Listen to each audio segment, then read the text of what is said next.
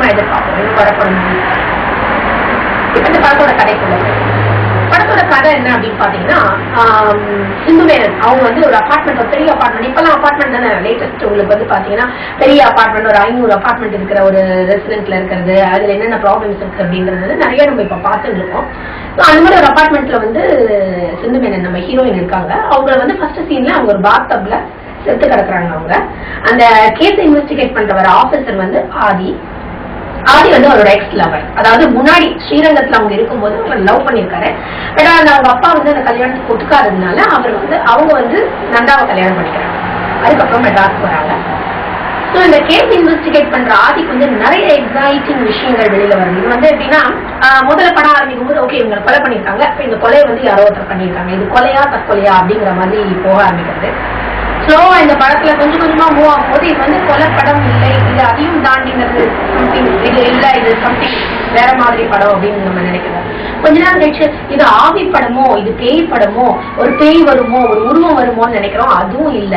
So கடைசியா நீங்க பாத்தீங்கன்னா இது வந்து ஒரு சூப்பர் நேச்சுரல் த்ரில்லர். நீங்க கொஞ்ச நாள் முன்னாடி யாரும் நலம் வந்தது, அதுக்காக சூப்பர் நேச்சுரல் த்ரில்லர். அதுல வந்து பாத்தீங்கன்னா ஒரு பேய் வரும், ஒரு ஆவி வரும் அப்படிங்கறது இல்லாம ஒரு உருவமே இல்லாத ஒரு விஷயம் நம்மள ஆட்டி படைக்குது அப்படிங்கறத வந்து அந்த படத்துல காமிச்சிருந்தாங்க, போர்ட்ரேட் பண்ணிருந்தாங்க. ஸோ அதே தான் இங்கேயும் வருது. இங்கேயும் வந்து ஒரு சூப்பர் நேச்சுரல் த்ரில்லர். பட் இது ரொம்ப ரொம்ப ரொம்ப பியூட்டிஃபுல்லான விஷயம் என்னன்னா வாட்டர்ல இருந்து அந்த சூப்பர் நேச்சுரல் பவர் வருது அப்படிங்கறது வந்து.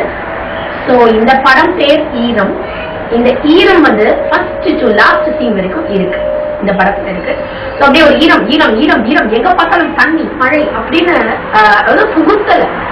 ஒரு சீன்ல வேணும், இந்த சீன்ல மழை வேணும், இந்த சீன்ல தண்ணி வேணும் அப்படின்னு புகுத்தாம அது அப்படியே ரொம்ப நேச்சுரலா கொண்டு போயிருக்கிறது வந்து டேரக்டரோட டெஃபினட் கிரெடிட்.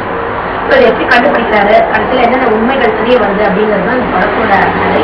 நான் வந்து இந்த கதையை ரொம்ப எக்ஸ்பிளைன் பண்ணேன்னா உங்களுக்கு பார்க்குற சுவாரஸ்யம் கிடைக்கும். அதனால நீங்க தேட்டர்ல போய் இந்த படத்தை பாருங்க. இந்த படத்தோட பிளஸ் அண்ட் மைனஸ் பார்க்கலாம். மைனஸே கிடையாது என்ன பொறுத்தவரையில.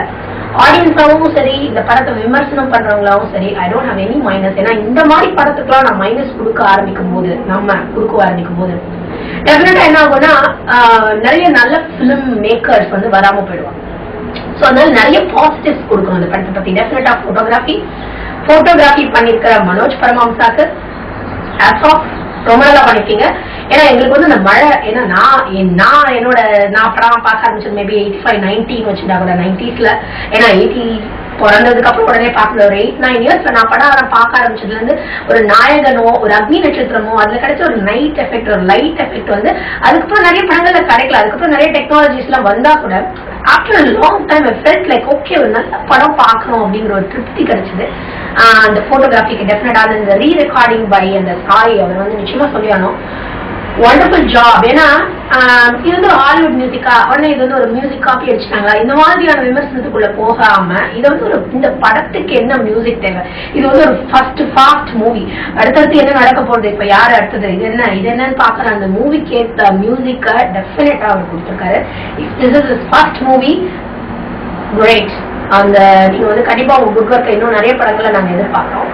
தென் கமிங் டு அறிவழகன், இவர் தான் அந்த படத்தோட கேப்டன் ஆஃப் த ஷிப். நான் தான் சொல்லிட்டேனே, ஏன்னா எல்லாரும் ஆர்டிஸ்ட் எல்லாம் சின்ன ஆர்டிஸ்ட், இவங்களை வேலை வாங்குறது ஈஸி அப்படிலாம் இல்லை. ஏன்னா எல்லாருக்குமே ஈக்குவல் ஃப்ரேம்ஸ் கொடுத்துருக்காரு. ஆதி அவர் ஒரு இன்வெஸ்டிகேட்டிவ் காப்பா வராரு. அந்த இன்வெஸ்டிகேஷனுக்கு அவர் என்னெல்லாம் கரெக்டா பண்ணணுமோ, என்ன சட்டிலான ஆக்டிங் வேணுமோ அதை அவர்கிட்ட வாங்கியிருக்காரு. நந்தா வந்து is doing a different role. அவர் வந்து பாத்தீங்கன்னா அந்த படத்துல அந்த சிந்துமேனோட ஹஸ்பண்டா வராரு. அகைன் அவர் வந்து ஒரு negative role, negative shade role. அது வந்து நீங்க கொஞ்சம் படவையில சாகும்போது உங்களுக்கு தெரிஞ்சிடும் என்ன பண்றாரு அப்படின்றது. அந்த நெகட்டிவ் ஷேட் அவர் பண்ணும்போது அவர்கிட்ட ஒரு சட்டில் ஆக்டிங். நான் வந்து நினைச்சது சைக்கோ அப்படின்னு அவருடைய ரகுவரன் மாதிரி சொன்னதையே சொல்லி ஒரு மாதிரி ரகுவரன் வந்து அந்த காலத்துக்கு அந்த மாதிரியான மூவி தேவை. ஸோ அவர் அப்படி பண்ணார். பட் இப்போ இருக்கிற ஜெனரேஷன் வந்து அவ்வளோ டைலாக்ஸும் அண்ட் அவ்வளோ டாக்ஸ் எதிர்பார்க்கறது இல்லை. ஸோ அப்ப அந்த மாதிரியான சுச்சுவேஷனுக்கு சட்டிலான ஆக்டிங் வந்து நந்தா இஸ் டெஃபினெட்லி பியூட்டிஃபுல்.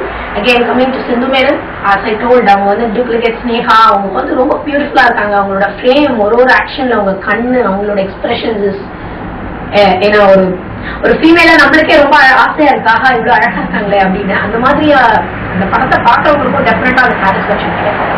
அதுக்கப்புறம் சரண்யா மோகன், நான் சொன்னேன் அப்போ உங்களை பத்தி நிறைய சொல்ல முடியல. சரண்யா மோகன் வந்து இந்த படத்துல அவங்க அக்கா இறந்ததுக்கு அப்புறம் உங்களோட ஆவி, அதாவது ஆவின்னு சொல்றதை விட இது வந்து அந்த வாட்டர் மூலமா வர அந்த ஒரு பவர் வந்து உங்க தங்க மூளை அடிக்கடி வருது அப்படின்றத காமிக்கணும். சோ அவங்க எப்படின்னா நார்மலா அவங்க தங்கையா துருன்னு பேசிட்டே இருப்பாங்க, திடீர்னு வந்து அக்கா அவங்களுக்குள்ள வரும்போது அந்த கண்ணு அந்த அவங்க எப்படி பார்ப்பாங்க அந்த எக்ஸ்பிரஷன்ஸ் வந்து ரியலி அமேசிங். ஏன்னா ஒருத்தரோட பாடி லாங்குவேஜ நாம டக்குன்னு அக்கஸ்டம் பண்ணி நடிக்கும் போது ரொம்ப கஷ்டம். ஒருத்தர் மாதிரி இமிடேட் பண்ணும்போது பண்ணிடலாம், பட் ஒருத்தர் மாதிரி நம்ம நடிக்கணும் அப்படின்னும் போது அவங்களோட பாடி லாங்குவேஜ் உள்ள வாங்கி நடிக்கிறது வந்து not easy thing. Saranya you done a real good job. நீங்க ரியலி pretty. நீங்க வந்து ரொம்ப அழகா இருக்கீங்க, ஒரு சின்ன பொண்ணு மாதிரி அந்த சார்மிங் அதெல்லாம் இன்னும் இருக்கு. நீங்க இன்னும் நிறைய சின்ன பொண்ணு கேரக்டர்ஸும் பண்ணலாம், பட் இன்னும் நிறைய இம்ப்ரூவ் பண்ணிக்கலாம், நிறைய டிஃபரெண்ட் ரோல்ஸ் நீங்க பண்ணணும் அப்படின்னு நாங்க ஆசைப்படுறோம். ஸோ இதான் இந்த படத்தோட பிளஸ் அண்ட் இதான் இந்த படத்தோட விமர்சனம். ஸோ ரொம்ப சந்தோஷமா இருக்கு. அது ஆடியன்ஸ் நான் ரொம்ப சந்தோஷப்பட்டேன். ஏன்னா ஒரே ஒரு வருத்தம் அப்படின்னா எங்களால் தேட்டர்ல போய் பார்க்க முடியல, பிகாஸ் இங்க ரிலீஸ் ஆகல, எனக்கு கலிபோர்னியால ரிலீஸ் ஆகல. ஸோ அதனால நாங்க ஒரு வெப்சைட்ல சர்ச் பண்ணி பார்த்தோம். ஸோ இதை தேட்டர்ல ஒரு ஒரிஜினல் பிரிண்ட்ல நல்லா போய் பார்க்கும்போது நிச்சயமா திருப்தி கிடைக்கும். I would say this is a decent movie. ஒரு ஃபேமிலியோட நிச்சயமா போய் பார்க்கலாம். ஏன்னா ஒரு த்ரில்லர் அப்படிங்கிறவங்க தவிர்த்து ஒரு ரொம்ப பேட், ரொம்ப வயலன்ஸ், ரொம்ப செக்ஸ் ரிலேட்டட் திங்ஸ் எல்லாம் இல்ல. காமனா இப்ப என்னெல்லாம் பிரச்சனை நடக்குதுங்கிறதையும் அழகா போஸ்ட் பண்ணியிருக்காங்க. ஸோ டெஃபினட்டா நீங்க போய் இந்த படம் பார்க்கலாம். அடுத்த வாரம் இன்னொரு விமர்சனத்தோட நம்ம சந்திக்கலாம். பட் அது வரைக்கும் பாய்.